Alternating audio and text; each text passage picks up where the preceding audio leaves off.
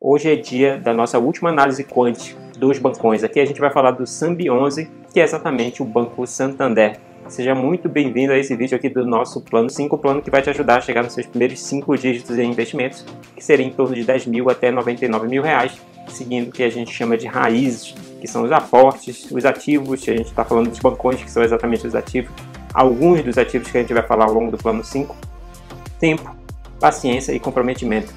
Eu sou Edgar Amazonas Filho, cofundador da Symmetry. Seja muito bem-vindo a esse vídeo. Vamos falar agora da SAMB11. A gente está fazendo análise quant. Sempre bom lembrar que o que a gente faz aqui na Symmetry é quant. Vamos lá no vídeo. Mas enfim, pessoal, eu estou fazendo análise quant, uma série de vídeos aqui dos bancões. Se você ainda não viu os outros vídeos, a gente falou sobre o Banco do Brasil, o Banco Bradesco, o Banco Itaú, e hoje a gente finaliza com o Banco Santander, através da sua ação SAMB11. Para quem não sabe, a SAMB11 é uma unit que a gente fala, né? A composição de ações ordinárias e ações preferenciais. Mas enfim, a gente tem feito a nossa análise quant, comparando aí principalmente a questão das correlações, verificar que tipo de ativo está correlacionado com essas ações que a gente está analisando. No caso, hoje a gente está analisando a SAMB11 e a gente vai verificar as correlações exatamente com esse ativo aí, mais esse bancão que a gente está analisando. Para quem não está lembrado ainda o que é correlação, correlação é quando você analisa se duas coisas são correlacionadas, ou seja, quando tem um comportamento parecido, ou seja, quando um ativo sobe, o outro sobe, quando o ativo desce, o outro desce também. Isso a gente chama de correlação positiva. Correlação negativa é quando um ativo sobe, o outro desce, ou seja, comportamento oposto. No caso, a gente está só analisando as correlações positivas, ou seja, as correlações que a gente verifica positivamente com outros ativos. Eu vou mostrar aqui a tabela para você ter uma ideia dos resultados que a gente está compondo aqui. As correlações que a gente está analisando aqui da SAMB11, como eu tenho feito sempre, a gente analisa as 5 maiores correlações. Nesse caso, a SAMB11, a gente não colocou nessa correlação aqui as ações preferenciais e ordinárias dessa unit, da SAMB11. Mas, com certeza, se você tivesse aqui as duas ações, tanto a SAMB3 quanto a SAMB4, que são as ordinárias e as preferenciais do Banco Santander, você iria vê-las ali no topo da correlação. Mas, observando aqui, a gente tem ITS-A3, ITUB4, ITS-A4, que é a Itaúsa, e o Itaú, ou seja, ela está fortemente correlacionada tanto com o Itaú quanto o Itaúsa. E a última correlação a gente tem BRCR6, que seria as ações do Banrisul. Logo abaixo a gente tem BBAS3, que é a Banco do Brasil, e em seguida de outros ativos aí que você pode observar. Diferente daquilo que a gente fez nos outros vídeos, em que a gente mostrou os gráficos de todos esses ativos aqui correlacionados, eu resolvi separar SAMB11, SAMB3 e SAMB4, ou seja, comparar o comportamento das ações preferenciais, ordinárias e units. Mas eu já vou explicar por que eu fiz isso. Vamos lá no gráfico do TradingView para enxergar essas correlações. Então você observa aqui, né, como sempre aqui, há uma correlação entre esses ativos que a gente está falando. Só uma observação, aqui a gente está pegando um período aqui mais longo, mas, por exemplo, na nossa análise aqui quântica que a gente faz, geralmente a gente pega 8 meses. Se a gente for olhar o comportamento, basicamente seria algo desse tipo, que eu chamo de assinatura, né? Seria mais ou menos isso, né? Teria esse comportamento aqui da assinatura. Então está com uma leve tendência de alta aqui, né? Inclusive ela a gente vai enxergar lá na nossa tabela VAPT. A tabela VAPT é exatamente a solução que a gente desenvolveu aqui na Symmetry. É um rank VAPT, né? Em que a gente utiliza machine learning, ciência de dados, inteligência artificial, tudo isso aí para compor esse ranqueamento. Mas nesse caso aqui, SAMB11 está com uma tendência de alta comparado lá que a gente viu ontem. Itaú está com uma leve tendência de baixa, né? Mas nesse caso aqui a gente enxerga essa tendência. Lembrando que nesse período que a gente está sobre análise. Mas eu queria reforçar duas coisas aqui com vocês. A primeira, a gente está verificando aqui a correlação com SAMB11, SAMB3 e SAMB4. Ou seja, elas têm uma forte relação de causalidade, né? Ou seja, as ações ordinárias e preferenciais causam aquele efeito lá nas ações do tipo unit, ou seja, na SAMB11. Mas eu queria tentar um seguinte fato, tá? Primeiro eu vou pegar um tempo mais longo aqui para você enxergar. A primeira coisa, a gente está comparando as correlações entre os preços dos ativos, mas também a gente está fazendo uma análise em cima da receita líquida, né? A receita líquida daquela empresa, no caso do Santander, do Banco Santander. Como a gente pode observar, aqui nesse período aqui, vamos colocar um período mais para trás aqui, a gente enxerga ali, por exemplo, deixa eu ver aqui, 2017, né? O comportamento do... Olha aqui primeiro aqui embaixo, deixa eu mostrar aqui, dar um zoom aqui para vocês. Esse aqui é um comportamento crescente que a gente observa aqui do crescimento da receita líquida, tá?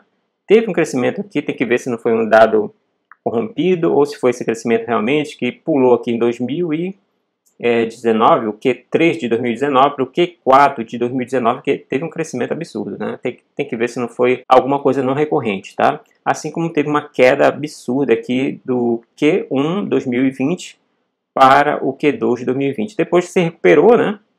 E tá aqui, e que ficou meio que de lado ao longo de um tempo, né? Aqui, por exemplo, do Q3 para o período atual, né?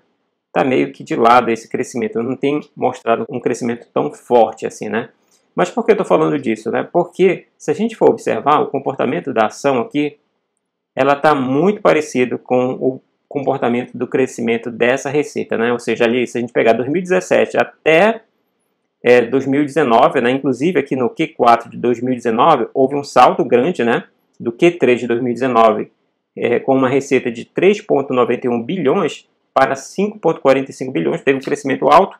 E aí depois houve uma expectativa de queda aqui, né? Inclusive com a crise que a gente vivenciou recentemente, né? E esse crescimento de queda que refletiu também na receita, caindo lá a ponto de um pouco, em torno de 2 bilhões de reais ficou a receita, né? E se recuperou, tá? Se recuperou, mas que nesse período mais recente, se a gente for olhar aqui, ó, a ação teve aquela queda, tá? Ficou meio de lado aqui nesse período aqui de agosto do ano passado, né? De julho até outubro, né? Ficou meio que de lado a ação, teve um salto, possivelmente através de uma expectativa de crescimento aqui da receita, né? Então aqui, por exemplo, saltou aqui, estava no negativo, estava nos 2 bilhões, né?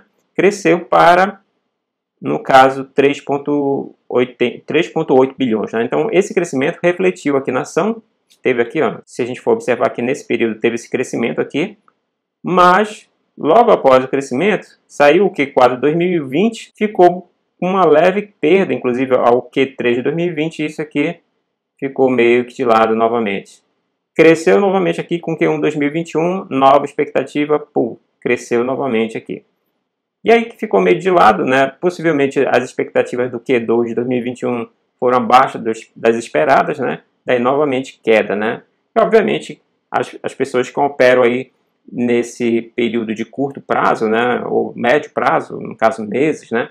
Podem se beneficiar ao longo desse tipo de resultados, né? A nossa solução, ela tem como objetivo pegar exatamente essas ações com características, por exemplo, de crescimento mais forte, né, com baixa volatilidade, com maior tendência de alta. Nesse caso aqui, nesse período, a ação, por exemplo, a de 2020, ela está com uma tendência de alta, né? Teve um crescimento, se a gente for olhar, né? Mas, se a gente for lá para a nossa tabela VAPT, né, vou mostrar aqui para vocês. Então, aqui na nossa tabela VAPT, como eu tenho sempre falado, né, a gente tem foco em ações de crescimento. Nesse momento, as ações dos bancões, né, principalmente dos bancões que a gente está falando, elas não estão aparecendo bem ranqueadas, exatamente por não se caracterizarem nesse momento como ações de crescimento. Lá no topo do ranking, né, nas primeiras 10, lá você vai enxergar lá todas as ações com características de crescimento. Vai baixando, diminui essa característica de crescimento. Então, era de se observar exatamente esse tipo de comportamento aqui. Há uma possibilidade de elas ficarem mais bem ranqueadas lá no futuro? Podem, mas devido a exatamente esse comportamento delas, né, de ser focada mais em ações com distribuição de dividendos, ela não vai ter aquele crescimento explosivo, né? Eu vou dar um exemplo bem absurdo lá. Nubank, inclusive não é nem listado ainda, né? Então, o Nubank teve um crescimento, um crescimento muito grande, gigantesco. Quando ela for lançada na Bolsa de Valores, possivelmente ainda vai aparecer muito crescimento. Exatamente pela expectativa em torno daquela ação, daquela empresa, na verdade, né? Já esses bancões, como são elementos que não têm tanto foco no crescimento, né? Elas já são gigantes, né? Não estou dizendo que são ações ruins, tá? Principalmente o pessoal fundamentalista pode enxergar, ele está falando besteira, né? Fundamentalista são ações aí maravilhosas. Eu não estou falando com relação a isso, a gente está falando com relação a ações de crescimento e ações de valor com foco em dividendos. É exatamente a característica dos bancões. Nesse caso aqui, Sambi 11 está na segunda posição, só perde aqui no caso para o Banco Bradesco, exatamente pelo crescimento lá que a gente ainda observa ali no Santander. Caindo lá embaixo, a gente tem o Banco do Brasil, né? Foi a primeira ação que a gente analisou. Se você não viu, corre lá e vê exatamente esse tipo de comportamento. Então a intenção dos nossos vídeos aqui com essa série, né, a gente vai procurar sempre falar sobre coisas desse tipo. Usar análise quant em termos de, por exemplo, algum setor específico, algum fundo imobiliário, estoques também americanas, REITs também americanas, ETFs, tudo isso a gente faz aqui na Symmetry, né? Então a gente vai aproveitar o conteúdo aqui do nosso plano 5 exatamente para fazer esse paralelo aqui com o comportamento das ações, ou seja, mostrar que o Rank Vapten ele está totalmente relacionado à realidade do mercado, né? Ou seja, o que está acontecendo com aquelas ações. Certo, pessoal? O vídeo de hoje é isso. Espero que você tenha gostado. Se você gostou, não esqueça de deixar o like, deixar o comentário, compartilhar com seus amigos. Também não esqueça de se inscrever no nosso canal e ativar as notificações. Abraço e até amanhã.